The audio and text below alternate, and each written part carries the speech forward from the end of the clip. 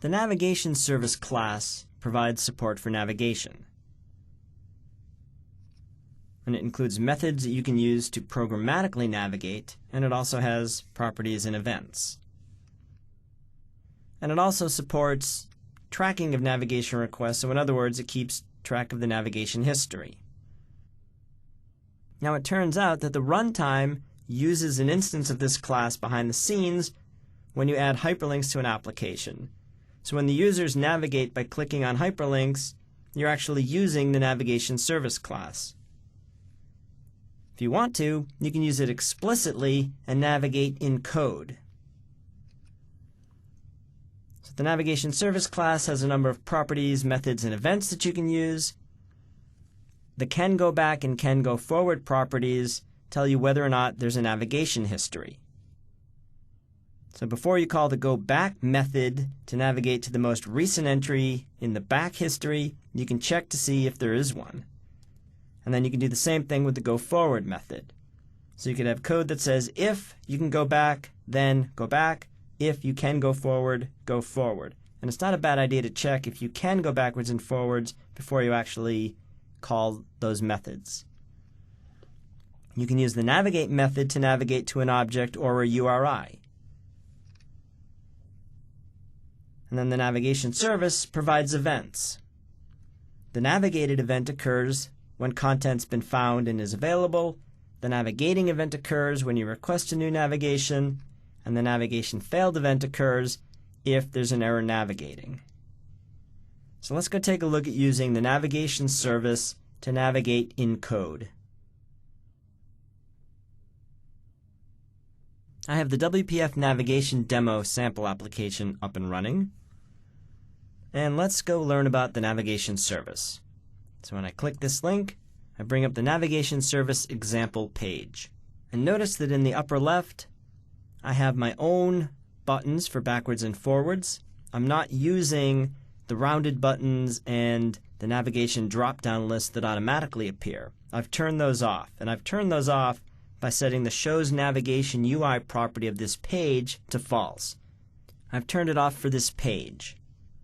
So this page and then the page 1 and the page 2 in this demo all have Shows Navigation UI set to false, and they all use their own custom go back and go forward buttons.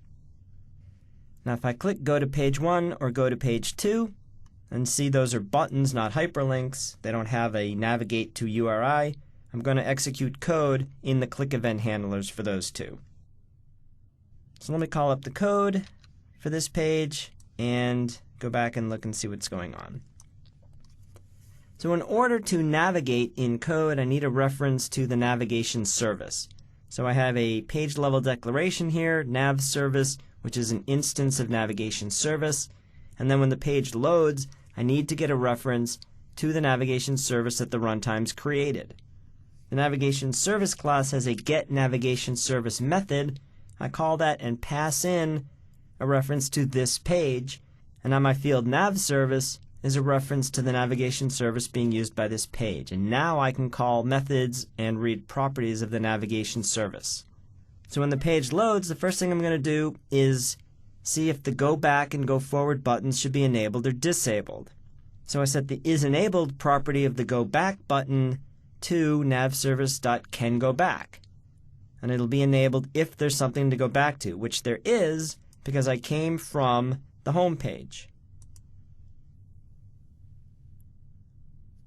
And then I set the isEnabled property of the go forward button to be false if there's nothing to go forward to. And right now, there's nothing I can go forward to, so that's disabled. Now if I go to page 1 and then come back, now this button's enabled.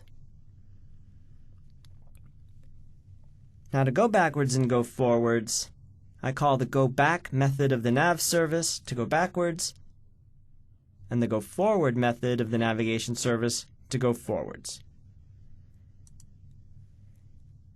Now if I click go to page 1, I'm going to call the navigate method of the navigation service, and I pass to it a URI. So I'm going to create a new URI from the string page1.xaml. That's my URI, and I need to identify this as a relative URI because it's a XAML page in the same application. And then when I click on Go to Page 1, I navigate to them. Now if I click on Page 2, you can see this code down at the bottom, then I'm passing an extra parameter. I'm passing a URI that says page2.xaml. I'm also passing the time. Now where's that information being used? It's actually being displayed in the output window. So I can see that I'm navigating to that page at the current time.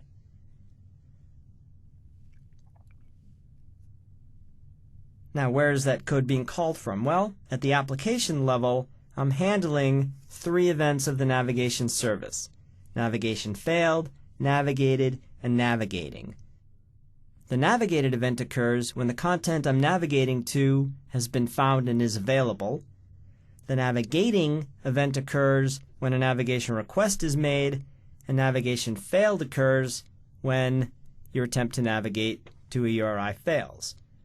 And then in the code behind app.xaml, I'm handling these events. So to see these in action, let's just stop this for a second and let's put breakpoints in these. And now let's run the application. So the first thing that happens is the application wants to navigate to the main page, because the main page is based on a page. And the navigating event occurs when a request to navigate has been made. And we've now requested to navigate to the main page. All of these EventArgs classes have a property called extra data, and so I'm checking to see if there's any extra data, and if there is, if that extra data is the date time. Now, at the moment, there is no extra data. We're just asking to navigate to the main page. Then when the content's available, the navigated event occurs. So let's show the URI here. The main page is available, and this shows up. And again, these are application level navigation events. Now I go to the navigation service page. There's a request to go to that page. The page is available. The navigated event occurs. Now I select Go to Page 1.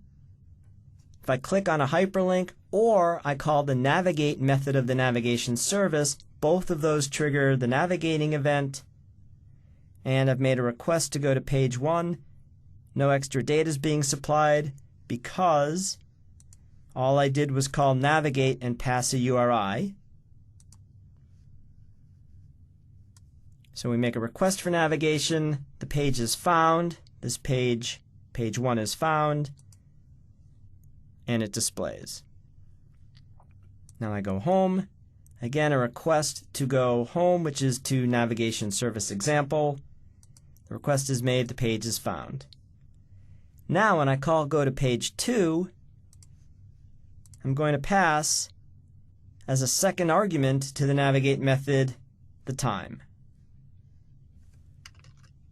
So now when I call Go to Page 2, I've made a request to go to Page 2 and I've passed in extra data. And because that extra data is the date and time, then I display navigating to Page 2 at this particular time. Then when the page is found, I've still passed extra data because I made one call to the navigate method, and then I display navigating to at this time. So let's remove these breakpoints. So whether I navigate by clicking on a hyperlink or by calling the navigate method, the navigating event occurs when I make the request. The navigated event occurs when the navigation succeeds. Navigation failed would occur if the navigation attempt failed. And so what you've seen in this demo is how to use the navigation service class to navigate in code, and then you've seen how to handle navigation events. The demo you saw in the previous example uses pages, and each page hosts content. And then when the user wants to see new content, they click on a hyperlink or a button, and a new page loads. So the page, like the window, contains content. But you can also host content within other content. And the way to do that is to use the frame. So the frame class is a content control that supports navigation. And it has a source property which you can use to get or set the URI of either the current content or the URI of new content that you want to navigate to. And so you can use frames to host pages inside other pages. So if you're doing this, if you're using a frame to host a page in another page, then you basically have two navigation histories, don't you? One is for the application itself, one is for the navigation inside the frame. Well, by default, the frame doesn't keep its own navigation history, but you can use the journal ownership property of the frame and set it to owns journal, and then have the frame keep its own navigation history. So you'd have essentially an application navigation history, and then one for the frame itself. You're not limited to using frames inside pages. You can use frames in windows. So you could use a frame to host a page inside a window. So if you're not using page-based navigation, you're using Windows-based navigation, you can still use frames and host pages inside windows. Now the window doesn't support navigation, but the frame does.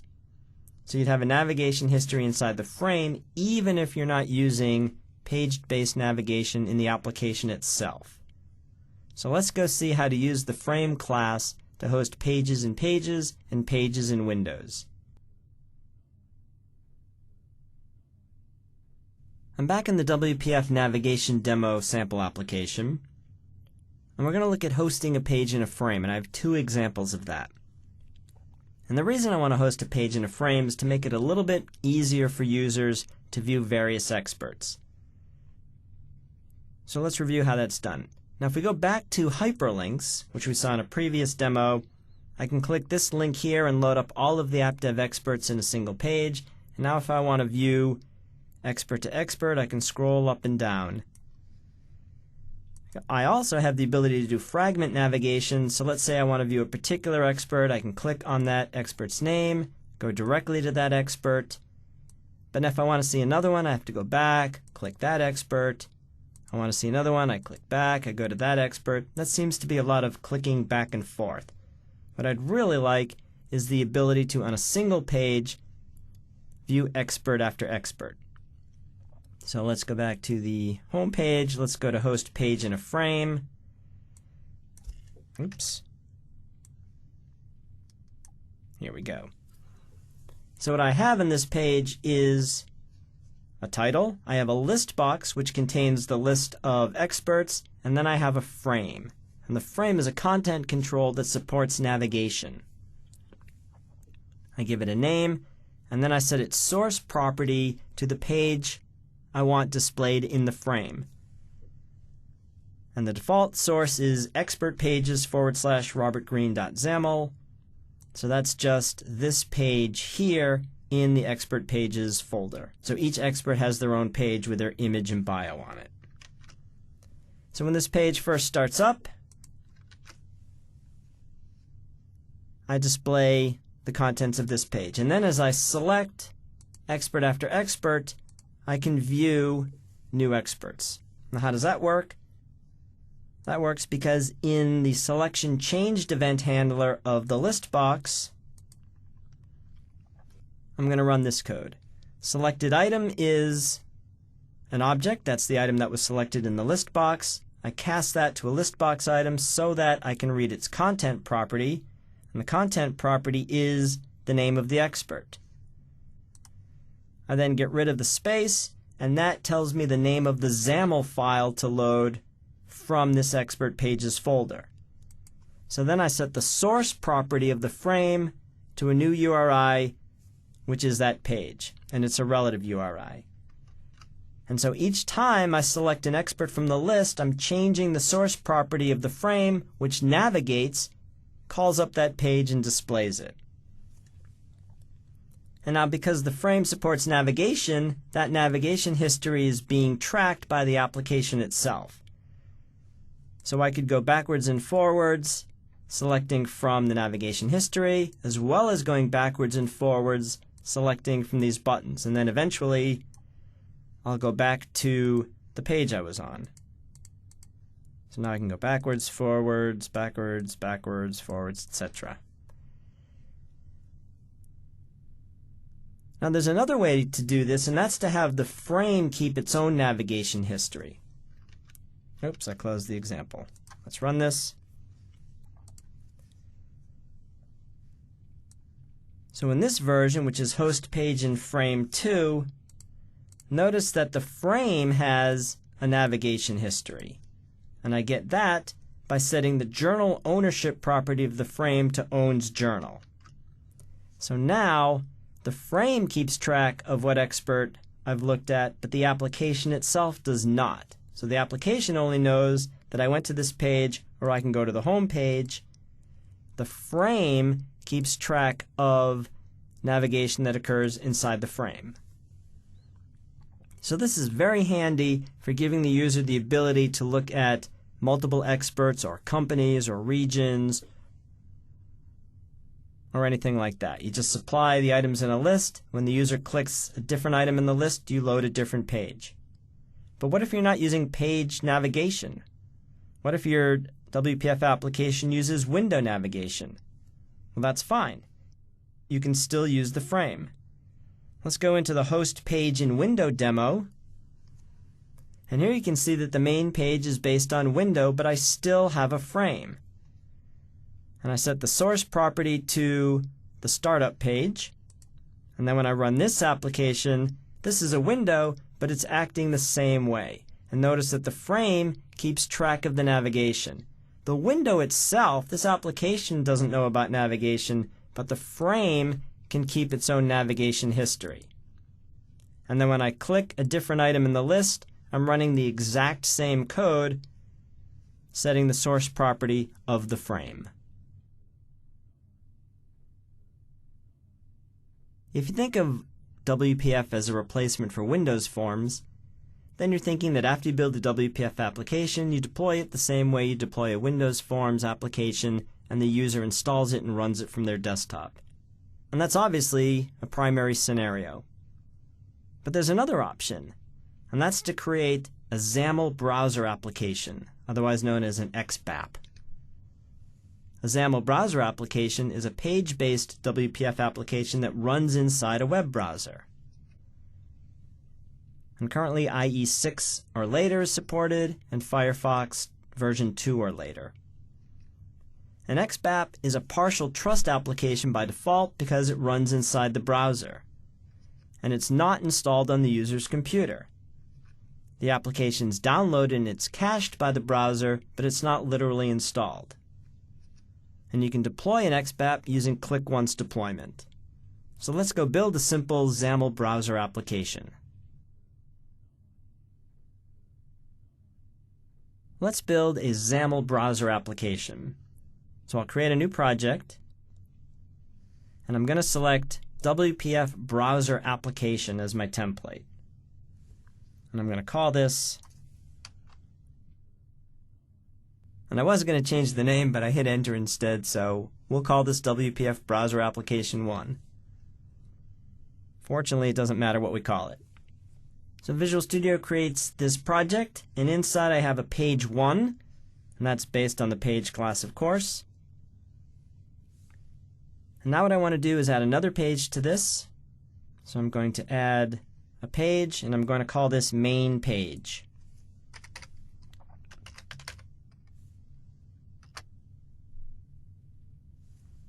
And then what I want is for this to be my main page, so I'll double-click application.xaml and change the startup URI from page 1 to main page.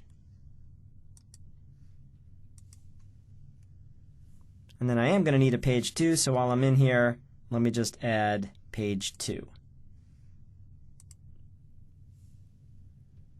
Okay, now let's go back to the main page, get some real estate here, and I want to set the title to Home. And remember that pages appear in the application window, Pages don't have titles, but the window does. So I'm going to set the window title to XAML Browser Application Demo. And then I want the window height, the default height of the window, to be 400, and the width also to be 400. So that's going to affect the main application window, which is going to be the browser. Now what I want to do is add some XAML to this, and I'm going to replace the grid with this. Copy this, and replace the grid with this stack panel. The main text on the page is XAML Browser Application, and then I have hyperlinks to go to page 1 and page 2. Now in page 1, I want the title to say page 1. That appears in the navigation history. And the XAML I want is this. I'm going to replace the grid with a stack panel that says page 1. And then for page 2, I actually want almost the exact same XAML, except instead of saying page 1, it says page 2. And the title is page 2. And let me go back to main page. Alright, I've already set the title to home. Good. Alright, let's save this. And let's build this. So I'll press F5 and run this. And notice that the browser appears.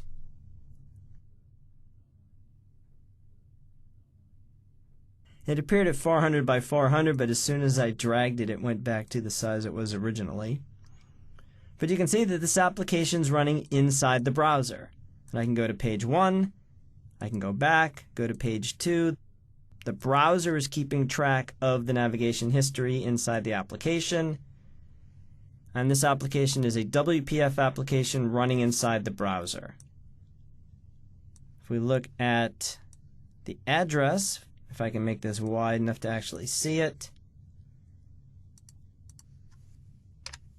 there we go. This is WPF Browser Application 1.xbap. So I don't actually get to see in the address the various pages because the address of this application is the XAML Browser application running in my user folder. That's where it's been downloaded to, but it's not actually installed. Okay, now that I've run this, I'm going to deploy it using Click Once deployment. So what I'm going to do is create a publish folder. So I'll come out to the C drive and create a folder called publish. And then I'm going to publish this application there. All I need to do is right click on it and select publish. This brings up the publish wizard. The publish wizard first wants to know where I want to publish the application to. And I'm going to say put it in C:\publish. Click Next. Then the question is, how will users install the application? From a website, from a file share. For this application, since we're actually going to go to the publish folder, I can just leave this as the default. Ordinarily, the publish wizard asks, will the application be available offline? That's not an option for XAML browser apps. So I'll click Next and then Finish. And Visual Studio publishes the application.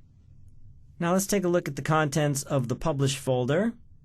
It contains this file, WPF Browser Application 1.xbap, and a folder with application files in it. This file is the deployment manifest. The deployment manifest describes how the application is deployed, and it includes the location of the application manifest, which is the list of files to be installed, as well as the version of the application that clients should run. Now if we go inside the application files folder, here's the 1.0 version of this application, and this contains a copy of the deployment manifest, this WPF Browser Application 1.exe.manifest file, which is the application manifest, and then the actual executable with .deploy added to the end. The application manifest contains a list of the prerequisite and dependent assemblies needed to run applications in general, as well as any assemblies required by this specific application. So these are the files necessary to install the application. So what I'm going to do now is deploy this application. I'm going to launch the browser, and then I'm going to enter c:/publish WPF browser application1.xbap and hit enter. And then the browser is going to download the application and run it. So that's how I deploy the application to users. And again, not sure why it starts out at the 400 by 400, and as soon as I move it, it resizes. But here's the application running in the browser. To run the application, users could go to a web page, click the link to the XBAP file in the publish folder, and then run the application. So that's how you build and deploy a XAML browser application.